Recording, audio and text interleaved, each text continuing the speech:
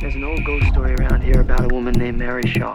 Hey, what's up guys? Chris Trini here for Chris Productions, and welcome to a new exciting series of tutorials that will cover mainly motion graphics. Now, I released this video not too long ago. This is just a new intro that I have for my tutorials and some of the videos. And some of you guys have been asking how I did some of this stuff, and I've been receiving a couple emails on wanting to learn how to do motion graphics. So I thought I might as well do a short series of tutorials, short tutorials, nothing too complicated, but that kind of show what is involved in doing some of this stuff. So we're not going to really go into creating some of the shape layers that you see, such as these little animations, but we will go into, let's see here, creating like this infinite background, and we're going to be focusing on how to really use keyframes in After Effects and animations to their full potential. So it's going to be a lot of exciting stuff. It may not seem in the examples that I'm using, but once you apply it for your own projects, you can make some really interesting looking stuff. So alright, let's jump into After Effects, and the first thing that I'm going to do is go under Composition, New Composition, and just going to do the regular 1920 by 1080, that's just standard HD, 24, everything else is fine, and click OK. The first thing that I'm going to do here is create that infinite background. So there's a couple ways of doing this, but the way that I find easiest is to create a new solid. So I right click in this area, New, Solid. It can be any color that you want. You just call it background. Click OK. Then we're going to go under the Effects and Presets tab, and I actually have it pulled up already, but if you don't, go ahead and type in ramp and drag that onto our background layer. So you can do a few things with this kind of ramp. You can make a cool little floor that kind of goes into the darkness or something like that. You can change these colors up. But what we're actually going to be doing is switching from linear ramp to radial ramp, and this will create kind of a faded circle that we can place in the middle here. For let's see, for the start color, we can do white. And then for the end color, we can do a really dark gray. Something like that is fine. And then we're going to push this this knob over here all the way out. So now we have this pretty interesting looking gradient that will be as our background. You can go ahead and lock this in so that if I click on it, it won't do anything. We don't need to move this. We don't need to do anything with this beyond this point because it's just going to be our background. So let's start with some text. Let's type in motion graphics. That is really small, so let's make this, I don't know, let's try 100. Alright, you can notice that the anchor point is way off to the side here. You want to hit Y on your keyboard. Yours may be in different positions, but usually you just want to keep it in the center. That looks pretty good. Go back to your regular cursor here. And now we have this text. Let's make it a little bit easier to read. Let's pick a darker gray. There we go. You can even make an outline for this. You can make a white outline or something like that. I actually have a separate tutorial that goes a lot more in depth into titles and text and animating those titles. And this stuff can really come in useful into all kinds of stuff, especially motion graphics. So if you have time, check out this tutorial. You can find it on my channel or on my website. It's part of the basic series that I did on After Effects. But anyways, so yeah, if I'm going a little fast here, it's because I covered everything in a separate tutorial. But all we did here is created an outline. We can make it a little bit thicker, maybe 3. Let's try 2. All right, doesn't look too bad. And what we want to do is animate this. So we created our background. It looks pretty nice. We created our text. And by the way, I'm using Novecento. That's a really great font that I use maybe too much. I overuse it quite a bit. And by the way, I made a video on the most popular fonts that are used for motion graphics. You can find this video on my channel. I'll put a link in the description as well. It's a list of 100 fonts. So definitely check out this video and check out that website. But anyways, going back to After Effects, let's create an animation for this. Hit P on your keyboard. That will bring up the position of this layer, and we're going to set a keyframe here. Now we're going to go back in time, and we're going to make this layer disappear. So we're actually going to have it come in from the bottom to the center over here. Alright, so now you can see that we have our animation just moving up. This may be a little too slow. Let's actually increase the speed of it. I'm just dragging the last keyframe in, and this will speed things up a little bit. Let's preview this again. Okay, that's not too bad, but it's a little bit boring. It's kind of a bland animation, doesn't have much interest going to it. It's definitely not what you see in all those fancy motion graphic intros. So to do that, one of the first steps that I'm going to do is select both keyframes, right click on them, go to Keyframe Assistant, and select Easy Ease. Notice that the shortcut for this is F9. And notice that once I select that, our diamond keyframes turn into these hourglass looking keyframes. And if I preview this again, you're going to notice that it actually has a little bit of a speeding up and slowing down effect to it. It may not be too noticeable here because the animation is so fast, but what I'm going to show you guys is if I undo this, so we're back to the regular animation. If I go under my keyframe graph editor, if I click this, you're going to notice this line and then it drops off. And let's take a second to actually understand what this graph is showing us. These are the amount of pixels, and this is just our regular timeline as far as frames in this case, or you can zoom out and it will be in seconds. So it's pixels over time. What we're looking at here is a linear animation, and what this means is that our text appears and it just stops. So it abruptly starts, reaches its endpoint, and it abruptly ends. This is what this line is showing us. Now let's take a look at what happens when we do the same exact thing as before. We select both keyframes, right click, Keyframe Assistant, Easy Ease. Now let's go back to our graph editor, and you're going to notice that it's a curve because now our text layer is actually speeding up. It's about to reach its point here. It's halfway through its animation, so now it's going to start to slow down and reach its endpoint over here.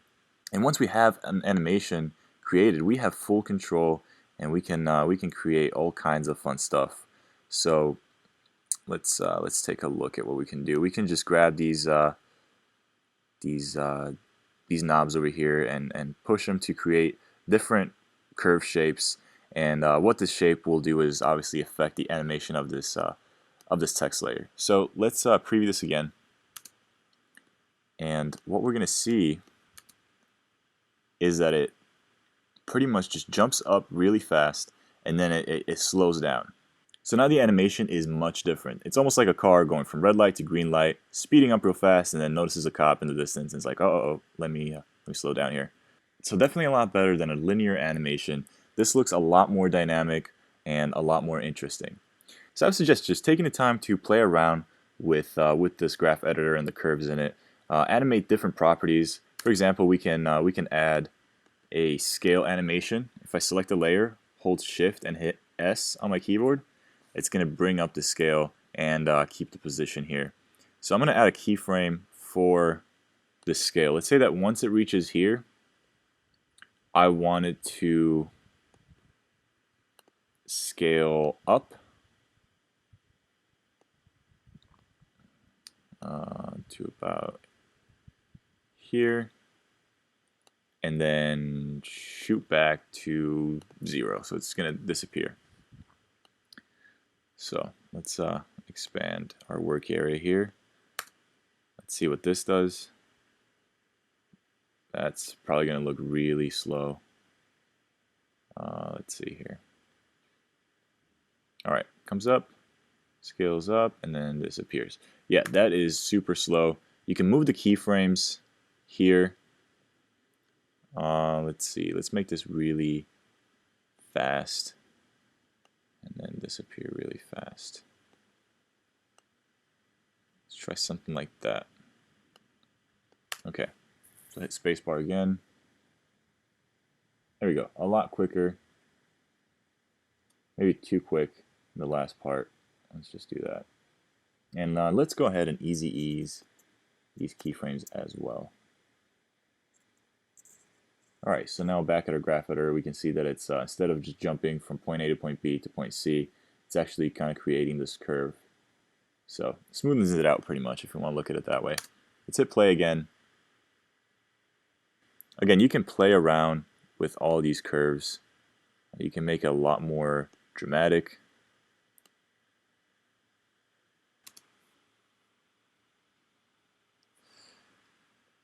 That's not bad. You can see at the end that it kind of flips over. That's because it moves past 0, goes actually into the negatives. Make sure that doesn't happen. You know, when you're into graph editor mode, you're not only affecting the time of the animation, you're also affecting the percentage of pixels. In this case, we were affecting the percentage of pixels of the scale and how big it gets. So you can just put 0 on that just to make sure that it doesn't do any weird stuff that we don't want it to do. So that is the basic principle of animating with the graph editor in After Effects. It may seem confusing because you're looking at graphs, and I remember trigonometry from high school, and let's just say that it wasn't really my favorite subject. So I was immediately intimidated when first learning this kind of stuff. Say, did you do your homework? What homework? You know, your math. Oh, that? Sure. But I couldn't get the last one. Oh, great. That's the one I was wondering about. Once you get a hang of it, it's really just look at it like drawing. You know, you're drawing an animation and affecting how it looks like. So there's no set rules for this. Just play around with it, get comfortable, and kind of learn to visually understand what the graph is doing to the animation, and that will definitely help you out. Say, what happened to your face? Oh, this? Cut myself shaving. Yeah? So pretty much this entire tutorial will just show you a couple of tools on how to do certain things, but everything else is always up to personal preference. I say that a lot.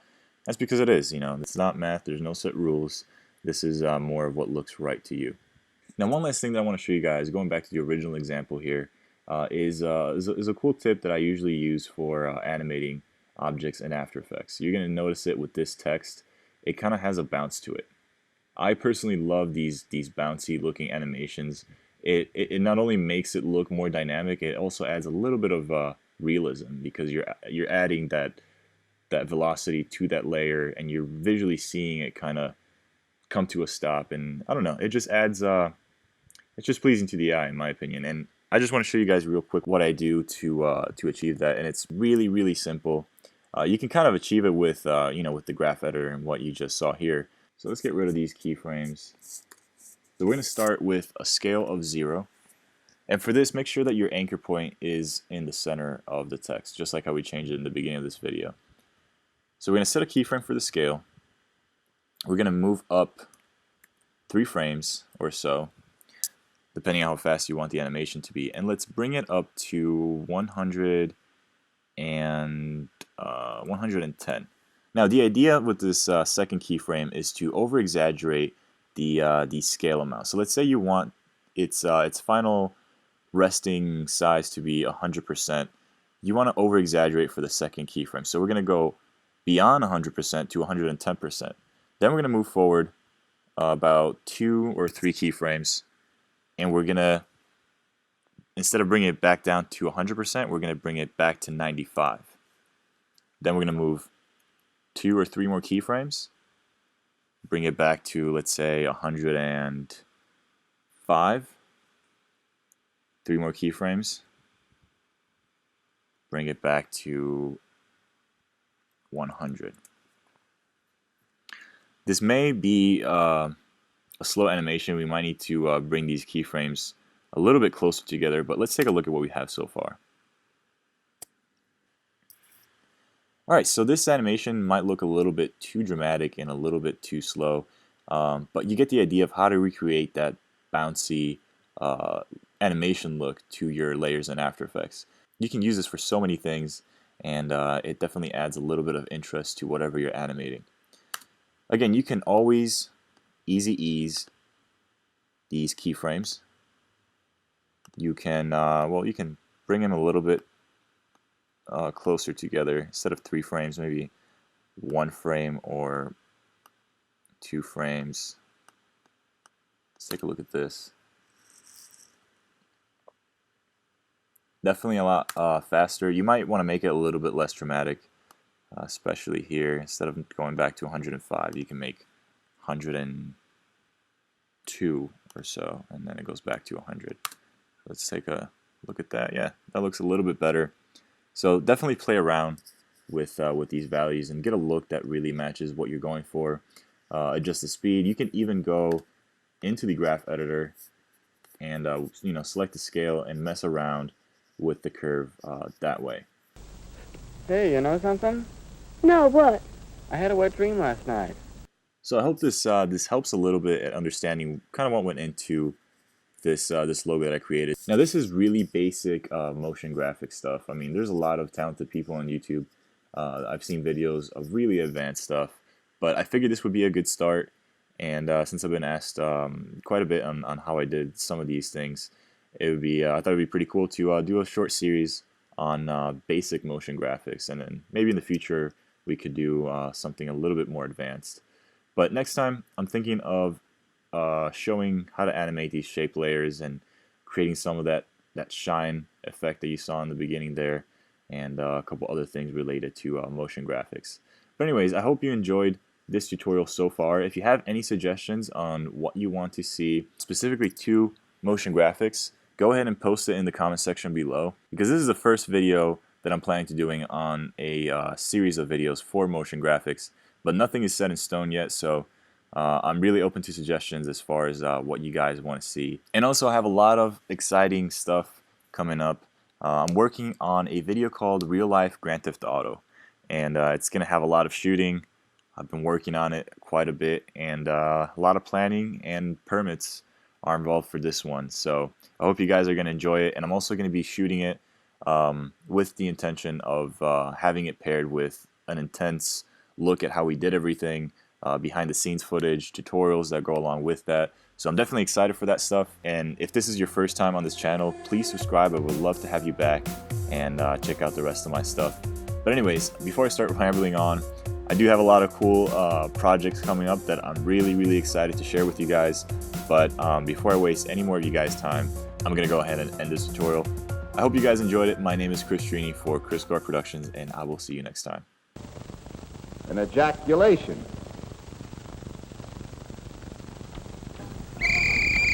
That's it for today. Everybody inside. Come on.